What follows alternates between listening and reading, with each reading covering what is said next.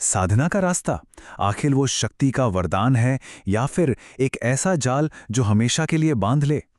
आज हम एक ऐसे गहरे सच को समझने की कोशिश करेंगे जो किसी की भी आध्यात्मिक यात्रा की दिशा हमेशा के लिए बदल सकता है।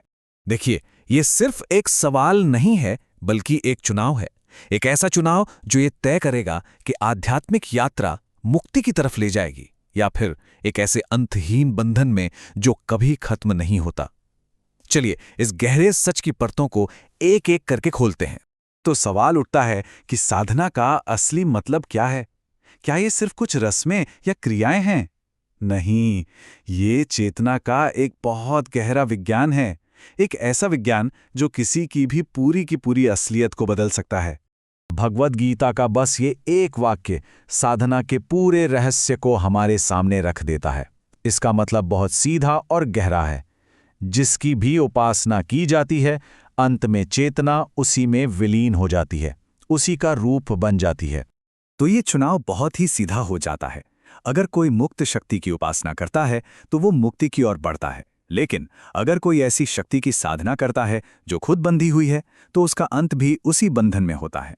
सवाल ये है कि कोई अपनी चेतना को किससे जोड़ना चाहता है। लेकिन अगर ये इतना सीधा है, तो फिर अक्सर लोग गलत रास्ता क्यों चुन लेते हैं? जवाब बस एक शब्द में है, शक्ति।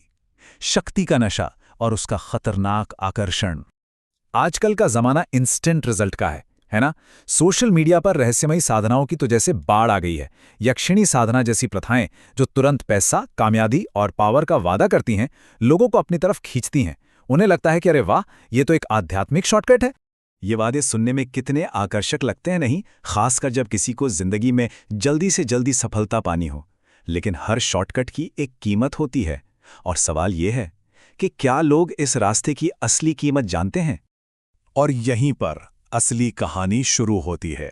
जो चीज पहली नजर में शक्ति का एक बड़ा स्रोत लगती है, वो असल में एक बहुत ही चालाकी से बुना गया जाल हो सकता है। एक ऐसा जाल जिससे बाहर निकलना लगभग नामुमकिन है। तो ये यक्षिणी या डाकिनी जैसी शक्तियां आखिर हैं कौन? शास्त्रों के हिसाब से देखें तो ये ब्रह्मांड की कोई परम शक्ति नहीं है, बल्कि ये तो खुद ही जन्म और मृत्यु के चक्र में फंसी हुई चेतनाएं हैं। वो खुद मुक्त नहीं हैं। और यहीं पर एक बहुत ही सीधा सा लॉजिकल सवाल उठता है, जो खुद कैद में है, वो किसी और को आज़ादी कैसे दिला सकता है? ये तो बिल्कुल वैसी ही बात हो गई जैसे जेल में बंद एक कैदी दूसरे कैदी से कहे, फिक्र मत कर, मैं तुम्हें इस जेल से आज़ाद कर दूंगा। सुनने में कितना अजीब लगता है ना? असल में ये हो ही नहीं सकता। तो जो आकर्षण है और जो असलियत है, उसमें जमीन आसमान का फर्क है। हो सकता है कि शुरुआत में कुछ छोटी मोटी इच्छाएं पूरी हो जाएं, लेकिन उसकी जो कीमत चुकानी पड़ती है वो बहुत बड़ी है, खुद की आध्यात्मिक स्वतंत्रता। और ये जो जाल है, ये एक झटके में नहीं फेंका जाता। इसे बहुत धीरे धीरे और चालाकी से बुना जाता है, ठीक एक मकड़ी के जाल की तरह, जिसमें फंसने वाले को पता भी नहीं चलता कि वो कब फंस गया। ये पूरा खेल 4 स्टेप्स में होता है। पहले आकर्षण, कोई इच्छा पूरी हो जाती है। फिर विश्वास, लगता है कि हाँ, यही सही रास्ता है। इसके बाद आता है नियंत्रण, वो शक्ति मन पर हावी होने लगती है। और आखिर में बंधन, एक ऐसा गहरा कर्म बंधन जो जन्मों तक पीछा नहीं छोड़ता। और यही इस रास्ते का सबसे बड़ा धोखा है। साधना करने वाले को लगता है कि वो मालिक है, कि शक्ति उसके काबू में है, लेकिन धीरे धीरे वो खुद एक कठपुतली बन जाता है, जिसकी डोर किसी और के हाथ में होती है।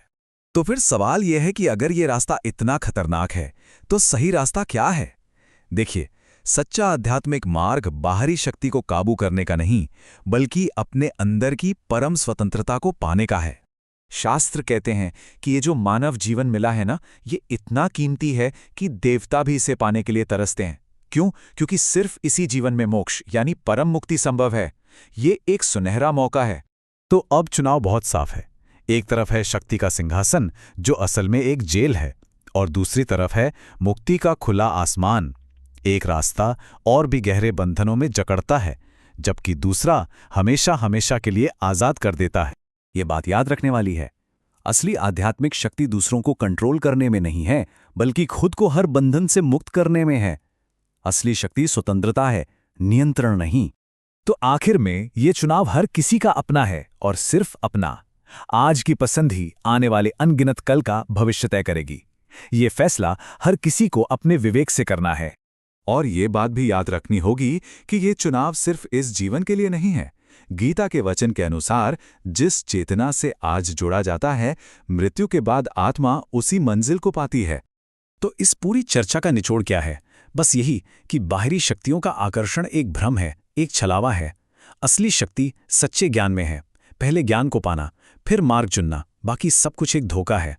तो ये सवाल खुद से पूछने वाला है, इस अनमोल मानव जीवन का असली मकसद क्या है? कुछ वक्त के लिए मिलने वाली शक्तियां और दुनियावी लाभ, या फिर परम सत्य और हमेशा की मुक्ति?